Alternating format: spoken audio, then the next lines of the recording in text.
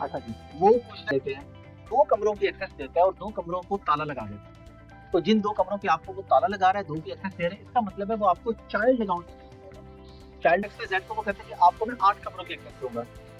ये अगले महीने वो किसी और को देता है, वो कहते हैं कि आपके पास 4 कमरों की एक्सेस है। तो जो आपका पेरेंट अकाउंट होगा, आप एज़ अ वर्चुअल असिस्टेंट जब काम कर रहे हैं, तो जो आपके करने के काम है इसकी आपको गूगल फीचर सप्ली थी या सबसे पहले आप लोगों ने इसका पैकेज देख के ना, जो आपको काम के नहीं है, फिर नीचे आके देख।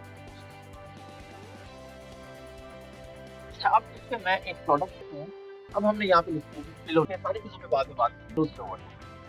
ये लोग बेच रहे हैं वहाँ, फूड आ गया। हाँ जी, तो आपने हाफिज़ अहमद लिखा, बहुत सारे हाफिज़ अहमद।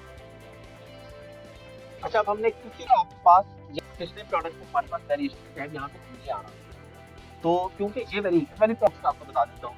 ये देखिए, आप एक प्रोडक्ट खरीदने आया